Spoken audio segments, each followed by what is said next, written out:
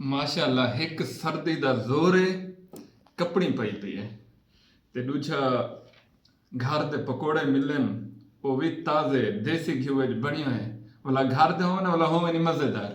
ज़्यादातर तो सारा मसला है ना घर च पकोड़े मिलते थे वो बाहरों वाली चस्के नहीं होंदी, लेकिन इन्हें पकोड़े बाहरों वाली चस्सी जरूर है। ते नाल होवे सावी चटनी वाला नाल होवे रत्ती चटनी या लाल चटनी या रेड चटनी जिहड़ी शे आख रहे हो ते वाला उहदे नाल खावणा पै वने टुकर रोटी ते उहदा अपना मज़ा है। ट्राई करो बाहरों ईडो वाले ट्राई करेंदे दवे घर दे विच अपने त्रिमती को आखो लाजवाब बेइंतहा लाजवाब।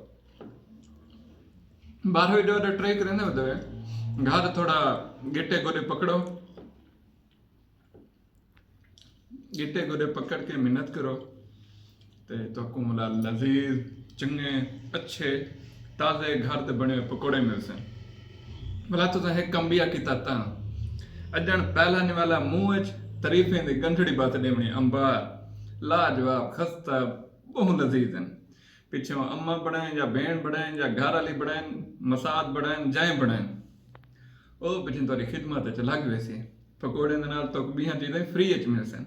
शर्त है कि खाने में तारीफ लाजमी करनी है। ये वैसे चंगे बड़े पेन लाजवाब हैं, सारे घर तो बहुत अच्छे बनते हैं ते तुहारे घर अच्छे बड़े ना बड़न तारीफ लाजमी करनी है। ये कहीं घर च वञो ना थोड़ा जा मुंह च पाओ आपको वाह वाह वाह वाह बई मार जल वैसो ना या बे दफ़ा आखना ही ना पोसी टिका के खिदमत थी सी और लाजवाब खिदमत थी सी। खिदमत करवावण दे गुर होनन और सराके जैसा आदे ना पावे हर कोई ठमकावे कोई कोई ते खावण दा सा अक्सों खावे हर कोई ते वला वला खावे कोई कोई। तुसां कोई कोई चो बनो सलामत रहो रिज़्क़ हलाल खाओ वालदैन दी खिदमत करो।